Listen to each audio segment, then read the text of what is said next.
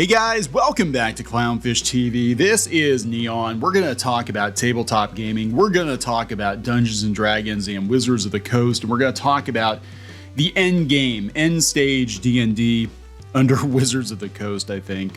Wizards of the Coast is caving to media pressure, Twitter pressure, and they're removing the term race from their game completely. So this has been rumored for a while because, of course, you know, the media has been relentlessly dogpiling on Wizards of the Coast and Dungeons and Dragons for using the term race, which has been, you know, associated with that game system for decades. And it doesn't mean race in terms of, you know, black people, white people, Hispanic people, whatever. It means race in terms of humans and demi-humans and elves and dwarves and that sort of thing. But because it's D&D now is so different than it was when it began, and the audience is so different than it was when it began, the current audience that plays 5e, the audience that was kind of brought in with Critical Role, and again, I'm not dunking on Critical Role. I actually think Matt Mercer is a pretty cool guy, but that audience, that Tumblr audience, they are not the brightest bulbs in the box, and they think that race solely means like critical race theory and human races, and that's not what it means. So no thanks, I don't want your newsletter wired, thank you. So we're gonna talk about this. I'm not surprised at all, but you know, they might want to take care here because Wizards is in a pretty precarious place right now with consumers. They're not doing as well as they were a couple of years ago during the pandemic. Imagine that you know, people shut in their houses, locked in their houses for 2 years. We're playing more tabletop games, more board games, and now Wizards is dragging Hasbro down. They're kind of dead weight. So we're gonna talk about this. What goes up must come down, and I think eventually Wizards is going to find out that the audience they've been courting might not support them financially if they get any kind of hair in their butt. Let's put it that way. So before we get into it any further, please subscribe for more pop culture news, views, and rants. Guys, over 281, almost 282,000 subs. Thank you so much for the support. Go out to clownfishtv.com for more objective pop culture news. We've been kind of chronicling the situation with Dungeons and Dragons, and the media has relentlessly been dogpiling Wizards of the Coast, accusing the game of being racist. I mean, it's basically the new Satanic Panic. If you are an OG player, if you're an OSR player, you're a racist, a misogynist, a bigot. Gary Gygax was supposedly a racist, a misogynist, and a bigot. And the game is rooted in racism. There actually have been articles written out there about how the game is inherently racist because, you know, monsters are people too. Elves are people too. Dwarves are people too. And now apparently they have removed the term race completely from the lexicon because of all this, I believe, faux outrage. I don't think it's real. I think there are a handful of people in the tabletop community that are stoking the fires, and they're friends in the media. They're stoking the fire. And the problem with Wizards of the Coast now, where they're at, is they bent the knee once, and they're going to have to continue to bend the knee again and again and again. And you know, this is the audience they've courted. They want the audience that doesn't want any violence in games. You know, they want the audience that doesn't want, and remember, D&D was, you know, an offshoot of wargaming, right? But they don't want any violence in games. They don't want the monsters to be bad guys because monsters are people too. You know, you know what I'm saying? It's like, it's kind of ridiculous. It's actually laughable. Some people in the tabletop scene right now want to change the rules of D&D to suit their own personal political beliefs. And you always had that option, right? You have always had the option to alter the rules, change the rules, add rules, house rules to your game. Nobody's stopping you from doing that. But because they play a certain way or they want to play a certain way, Wizards of the Coast is supposed to change the rules, you know, to suit, again, a very, very vocal minority of people. And I don't think it's going to help their sales. In fact, their sales are not doing very well. Now, that is mostly because of Magic the Gathering, but we'll get there. So this is coming from Bounding in the Comics. I had missed this, and we've been kind of following this. I mean, geez, they even pulled down an episode of Community because it's supposedly blackface, right? Because he's playing a dark elf. Now, it's interesting. I saw a Dritz cosplay, a Dritz costume at Spirit Halloween, and it was a white guy with no face paint. And it literally just looked like a budget cut Tolkien elf, like an Amazon Tolkien elf, right? That's what it looked like. And I'm like, this isn't Dritz. Anyway, Spencer Bakuli, Bounding in the Comics, arriving at the inevitable endpoint of their 2020 promise to make the game as inclusive as possible, WotC has officially announced the problematic term race no longer has a place in D&D. Oh my God. This decision is a way to move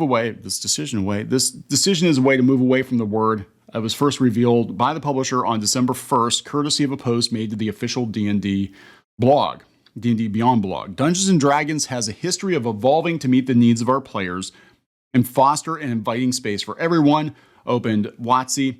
With that in mind, we understand race is a problematic term that has had prejudiced links between real-world people and the fantasy peoples of D&D worlds. Again, we're not talking about races, human races. We're not talking about different skin tones or different ethnicities. We are literally talking about humans and other species of intelligent humanoid creatures, right? And back in my day, it actually wasn't that common to find non-human characters in the party. I mean, we would have a couple of non-human characters, but for the most part, people would play as humans. But again, you're talking to an old head, somebody that played, the basic set back in the mid '80s, right? When I first started playing. But everybody playing D&D now. A lot of people playing D&D now. It's a totally different game than it was. I mean, I will say that the game has evolved. It has evolved to the place where I don't even recognize it anymore. Anyway, the usage of the term across D&D and other popular IP has evolved over time. It's time for the next evolution. Moving to detail the efforts they have already undertaken in service of this evolution, the publisher recalled since the release of the 5th edition of D&D in 2014, again, 5e, the audience that plays 5e, I think is a very different audience than who played back in the day when I played. I'm just saying. We have made the conscious decision to reduce usage of the term race to only apply to the game mechanic. We took this a step further with the release of Tasha's Cauldron of Everything in 2020, when we presented an alternative to character creation that untangled ability score improvements from your choice of playable people. Now that's kind of dumb, I think, because just certain species of people, peoples, intelligent creatures are going to have better stats than other ones. It's not a race thing. The orcs are not a stand-in for black people. They're fictitious monsters. You know, again, if you're giving modifiers to human characters that have different real-world races, yeah, that's kind of problematic, right? That is, but that's not what we're talking about. We're talking about fictitious creatures that are not human in most cases, or they're half human or whatever.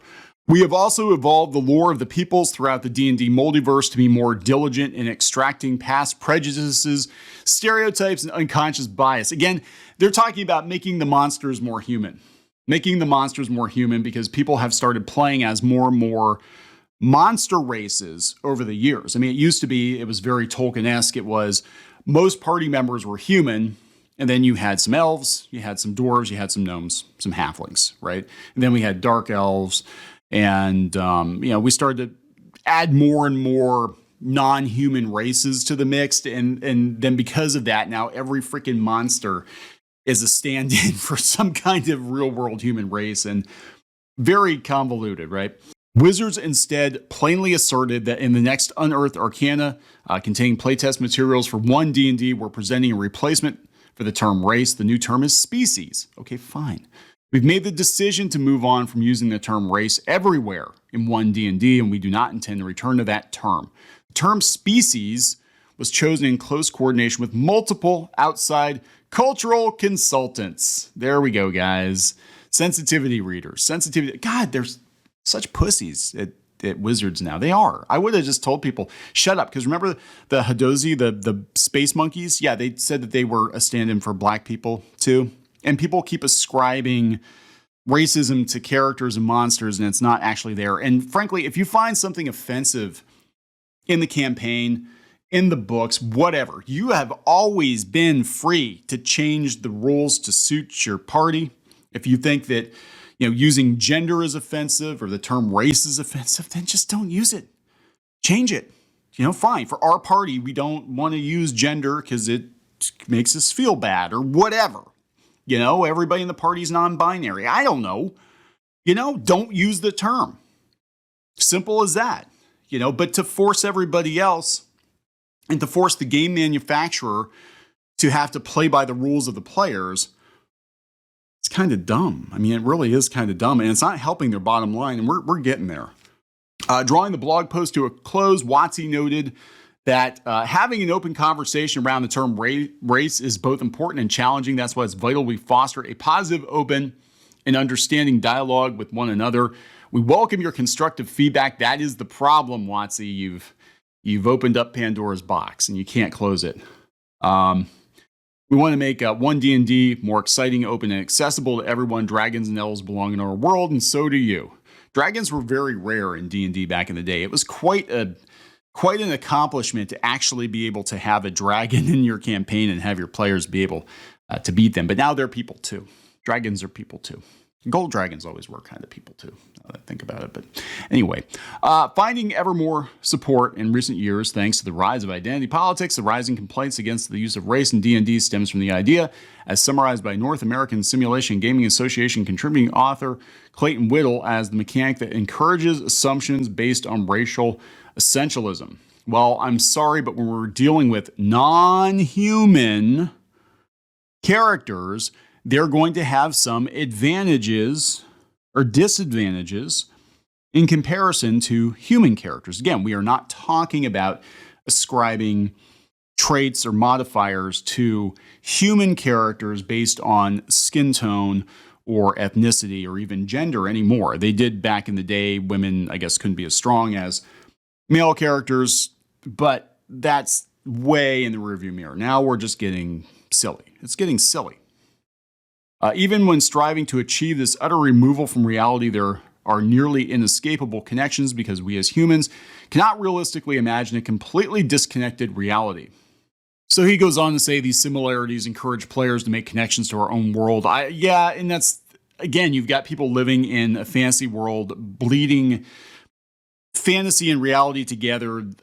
Some of these people, especially like the Tumblr crowd, it seems like they can't separate the two. These are the people that get so angry about cartoons, and again, it's just a effing cartoon. That's all it is. But, the cartoon has to represent their real world or it's problematic. And I just can't believe that Wizards just keeps, and I get if they had an overwhelming majority of people breathing down their necks, I get that, but they are chasing, in my opinion, they're chasing their own destruction.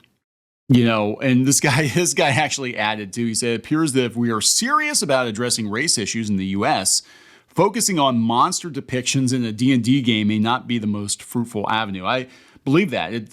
Because what happens is when you hit ludicrous speed, when you're nitpicking, fictitious characters and games of make-believe, right? And again, this is a game that was always flexible. It was always fluid. You could always add or subtract whatever you wanted to do. When you start making that the hill to die on, you look ridiculous. And it undermines your bigger argument. And these people don't see that. Like what happens then is you become a laughing stock. People don't listen to any legitimate point you might actually have about race or about unconscious bias or anything like that.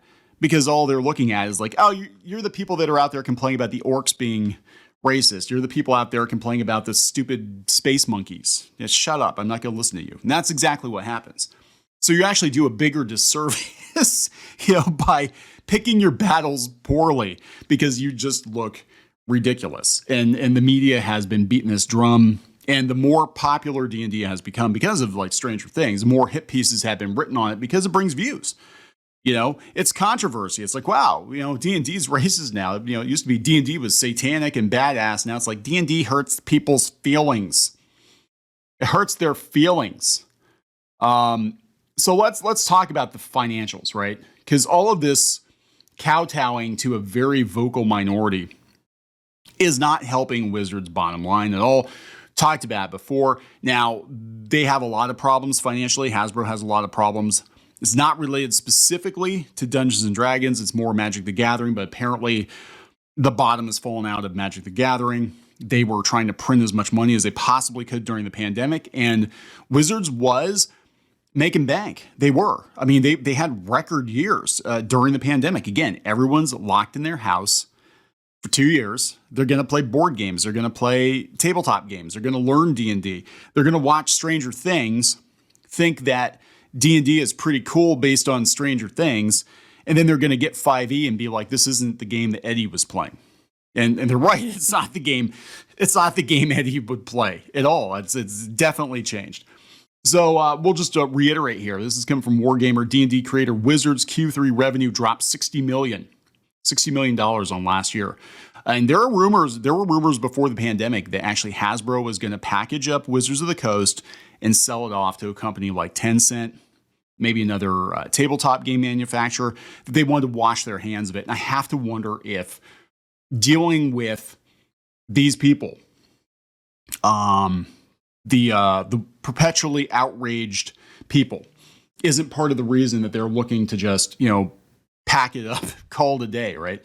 So Hasbro released its 2022 third quarter financial results in October, on October 18th. They show a substantial loss in WotC and digital gaming, a 16% drop in revenue compared to Q3 2021, whereas the segment raked in $360.2 million in Q3 2021. Its revenue was only $303.5 million.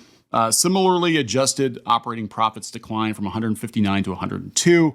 The problem is when you're a corporation like that, you've got shareholders you have to answer to, you have to do better every year. And we're seeing this with companies across the board, that there were record profits for streaming companies and tech companies when everybody was locked in their house and they had nothing else to do. Now we're entering a recession. Now people are able to get out of their house. Now people are going back to work. They're not going to spend as much money on this stuff.